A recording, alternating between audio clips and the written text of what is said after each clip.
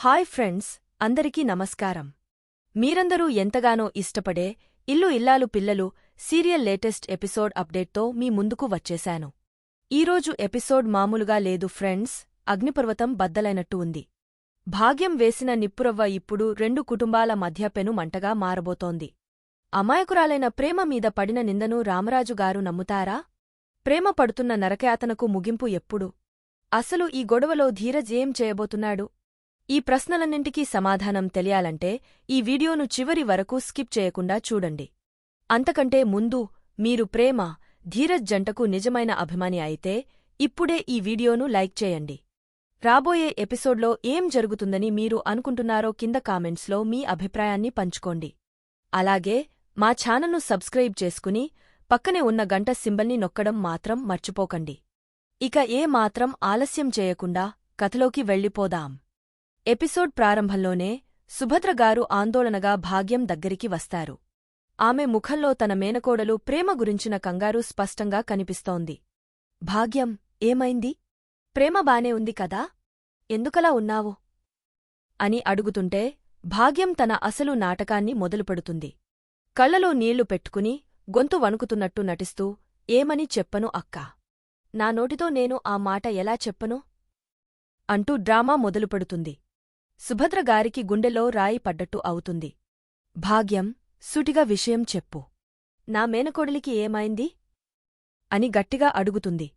అప్పుడు భాగ్యం తన విషపు మాటల బాణాన్ని సంధిస్తుంది. ఎవరో కళ్యాణ్ అంట అక్కా. వాడితో మన ప్రేమ దిగిన ఫోటోలు. అయ్యో, ఆ ఫోటోలు రామరాజుగారి చేతిలో పడ్డాయి. ఇంట్లో అందరూ చూశారు. ఇప్పుడు ఇంటిల్లిపాది మన ప్రేమను నానా మాటలు అంటున్నారు. పెళ్లికి ముందే వాడితో సంబంధం పెట్టుకుందని, ఏదో తప్పు చేసిందని నిందలు వేస్తున్నారు అని కన్నీళ్లు కారుస్తున్నట్టు నటిస్తుంది. చూశారా ఫ్రెండ్స్, ఈ భాగ్యం ఎంతటి కుట్ర పన్నిందో? లేనిపోని నిందను ప్రేమ మీద వేసి రెండు కుటుంబాల మధ్య చిచ్చు పెట్టాలని చూస్తోంది. ఈ మాట విన్న సుభద్రగారు అగ్నిపర్వతంలా మండిపడతారు.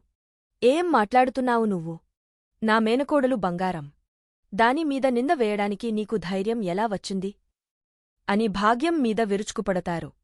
దానికి భాగ్యం, అయ్యో అక్కా, ఇది నేను అంటున్న మాట కాదు. ఆ ఇంట్లో అందరూ ఇదే అనుకుంటున్నారు. ప్రేమ ఇంటికి రాగానే ఈ విషయం తేల్చాలని రామరాజుగారు కాలు దువ్వుతున్నారు అని మరింతగా రెచ్చగొడుతుంది. పక్కనే ఉన్న ఆనందరావును చూపిస్తూ, నమ్మకం లేకపోతే ఈయన్ని అడగండి, ఈయన పైన ఒట్టు అని అంటుంది. అక్కడే ఉన్న ప్రేమ అన్నయ్య విశ్వ ఈ మాటలు విని రగిలిపోతాడు. ఆ రామరాజుకు ఎంత ధైర్యం? నా చెల్లిమీద నింద వేస్తాడా? వాడి అంతు చూస్తాను, పదండి అంటూ సుభద్రగారిని తీసుకుని కోపంగా అక్కడినుంచి బయలుదేరతాడు. వాళ్లు వెళ్లగానే ఆనందరావు, ఎంత మంచి ప్లాన్ వేశావే భాగ్యం, ఇప్పుడు చూడు అసలు మజా అని అంటాడు. దానికి భాగ్యం, ఇప్పుడు చూడు, రెండు కుటుంబాలు కొట్టుకుంటాయి. ప్రేమ గుట్టు రట్టవుతుంది. మన దారికి అడ్డు తొలగపోతుంది అని పైశాచికంగా నవ్వుకుంటుంది. మరోవైపు ఏమీ తెలియని ప్రేమ మనసులో ఏదో తెలియని బాధతో ఇంటికి వస్తుంది.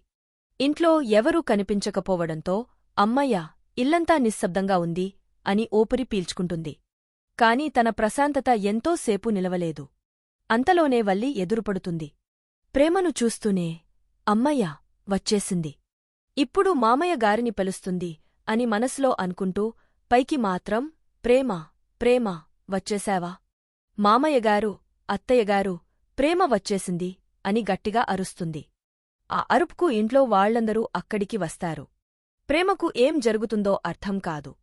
అక్కడి నుంచి వెళ్ళిపోవాలని ప్రయత్నిస్తుండగా రామరాజుగారు గంభీరమైన స్వరంతో, ప్రేమ, ఆగు.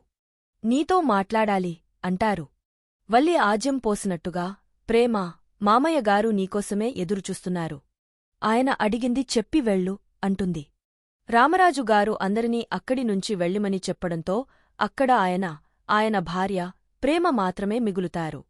రామరాజుగారు తన చేతిలో ఉన్న ఫోటోను ప్రేమకు చూపిస్తూ, ఎవరమ్మా ఇతను? అని అడుగుతారు. ఆ ఫోటోను చూసిన ప్రేమ కాళ్ల కింద భూమి కంపించినట్టు అవుతుంది. తన గొంతు ఎండిపోతుంది, మాటలు రావు. రామరాజుగారు బాధగా, ఈ విషయం నిన్ను ఎలా అడగాలో కూడా నాకు తెలియడం లేదు.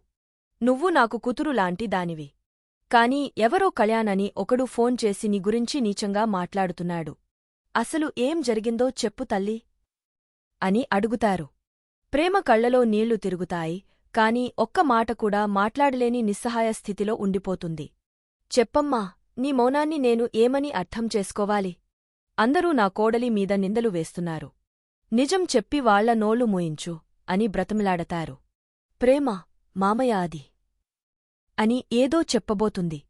సరిగ్గా అదే సమయానికి ప్రేమ వాళ్ల నాన్న, అన్నయ్య విశ్వ, ఏరా రామరాజు అంటూ ఇంటి గేటును తోసుకుని లోపలికి వస్తారు.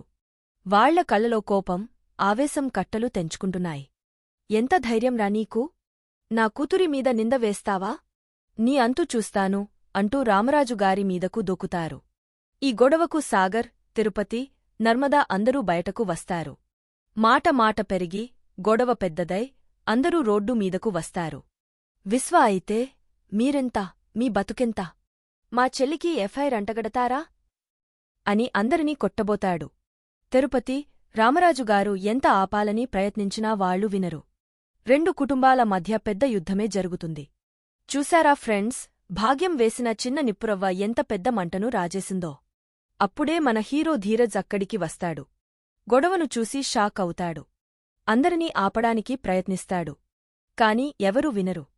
ప్రేమ వాళ్ల నాన్న కోపంతో ఒక గొడ్డలి తీసుకుని, రేయ్ రామరాజు, ఈరోజు నిన్ను చంపేస్తాను అని మీదకు వస్తాడు. అప్పుడు ధీరజ్ ఆ గొడ్డలిని లాక్కుని నేలకేసి కొట్టి సింహంలా గర్జిస్తాడు. ఆపండి మీరందరూ అని ఒక్కసారిగా అరవగానే అక్కడ అంతా నిశ్శబ్దం అలుముకుంటుంది. ధీరజ్ అందరి వైపు కోపంగా చూస్తూ, అందరూ అడుగుతున్నారు కాబట్టి చెప్తున్నాను, వినండి.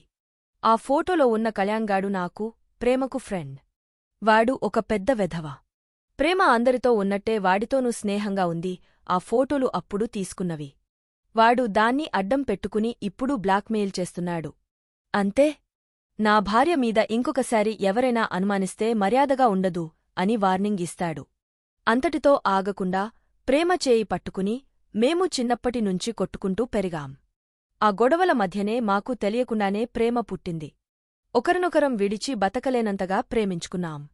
మా పెళ్లికి మన కుటుంబాలు ఒప్పుకోవని తెలిసే మేము పారిపోయి పెళ్లి చేసుకున్నాం. ప్రేమ నన్ను తప్ప ఇంకెవరినీ ప్రేమించలేదు. తన మనసులో నాకు తప్ప ఇంకెవరికీ స్థానం లేదు. అర్థమైందా అని గట్టిగా అరుస్తాడు. వామ్మో, ధీరజ్ ఎంత ధైర్యంగా నిజాన్ని బయటపెట్టాడో చూశారా? తన ప్రేమ కోసం, తన భార్య పరువు కోసం అందరినీ ఎదిరించాడు.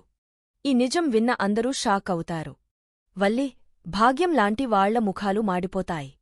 ధీరజ్ ప్రేమను దగ్గరకు తీసుకుని, ఈమె నా భార్య, నేను తాళి కట్టిన భార్య, అగ్నిసాక్షిగా పెళ్లి చేసుకున్నాను.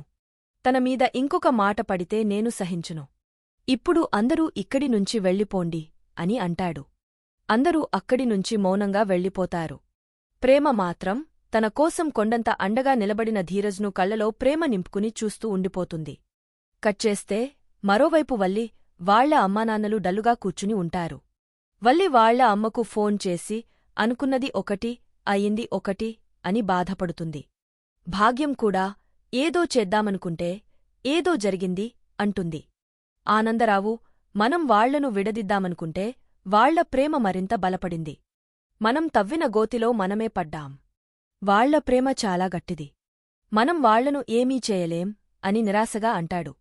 ఆ మాటలకు వల్లికి మరింత కోపం వచ్చి, నా కోపాన్ని ఇంకా పెంచకు, ఫోన్ పెట్టు అని కోపంగా ఫోన్ పెట్టేస్తుంది. ముగింపు, క్లిఫ్ హ్యాంగర్.